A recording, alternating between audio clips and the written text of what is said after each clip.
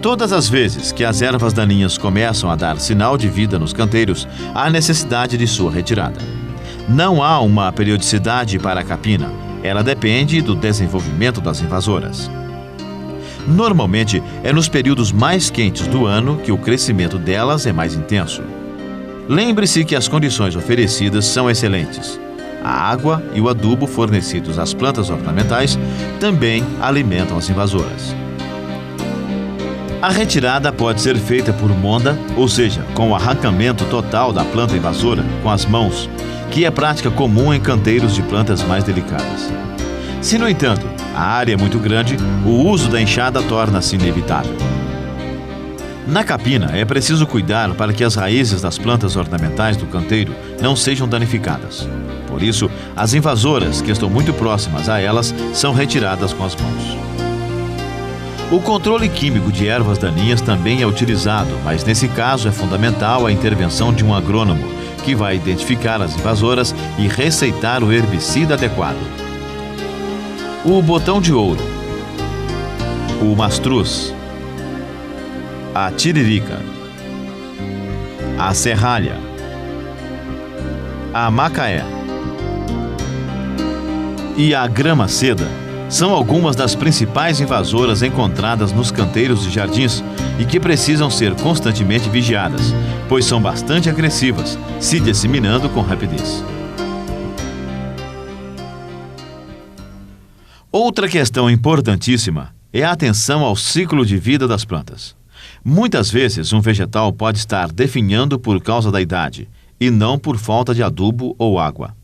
O cróton, por exemplo, vive e se mantém bonito por muito tempo, pois é uma planta perene. Entretanto, existem plantas que são anuais, que após a florada fenecem. Estas têm de ser trocadas ao final de cada ciclo, como é o caso do cravo e da petúnia. Se existem plantas desse tipo no jardim, o responsável pela manutenção deverá estar preparado para o replantio na época adequada. Mesmo a planta sendo perene, pode apresentar características de sazonalidade. Por exemplo, o bico de papagaio dá belas brácteas coloridas durante praticamente todo o ano. Estas brácteas vivem por até 3 meses.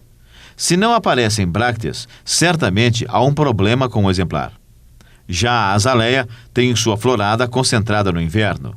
Se não dá flores em quantidade em outras épocas, não significa que tenha de ser substituída. O jardineiro precisa, portanto, buscar informações sobre cada espécie de planta presente no jardim.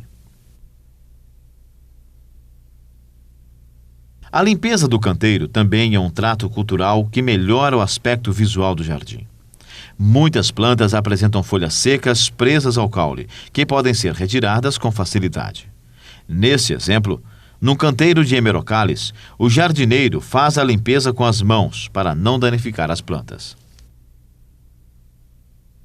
As palmeiras são outro exemplo de plantas ornamentais que merece atenção quanto ao aspecto de limpeza.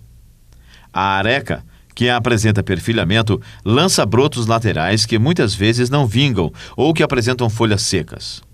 Este material deve ser retirado, cortando-se com tesoura de poda, com cuidado para não danificar a planta. Também as folhas mais velhas ficam secas, pendentes sobre a planta, atrapalhando sua forma e coloração.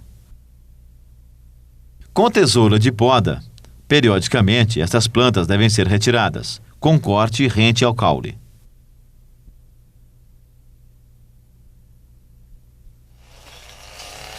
Eventualmente, um antigo gramado ou jardim pode ter sido tomado pelo mato. Nesse caso, a área terá de ser limpa, o que pode ser feito com foices e enxadas. O cortador costal motorizado, no entanto, é a ferramenta mais adequada para esses casos. Alcança a base do caule das invasoras sem maior esforço do operador e corta o mato com grande facilidade, mesmo plantas mais lenhosas. Na sua operação, precisa de alguns equipamentos básicos de segurança: óculos que protegem os olhos contra lascas e partículas do material cortado, tapa-ouvido contra o ruído da máquina, perneira e botas especiais que protegem contra acidentes com a lâmina e luvas. Todos esses equipamentos precisam de cuidados na sua manutenção. A lâmina do cortador costal, por exemplo, precisa ser afiada diariamente antes de seu uso, com um esmeril. A manutenção do corte faz com que o trabalho fique mais rápido, diminuindo o esforço e evitando-se danos ao equipamento. Da mesma maneira, as enxadas devem ser mantidas amoladas para que se tenha maior rendimento no trabalho. Enxadas mal amoladas exigem maior esforço do jardineiro e pioram a qualidade da capina. Durante a amolação, a lima vai sendo passada num só sentido na parte de baixo da enxada, do fio para dentro. O acerto final do fio é feito na parte superior da lâmina, também do fio para dentro.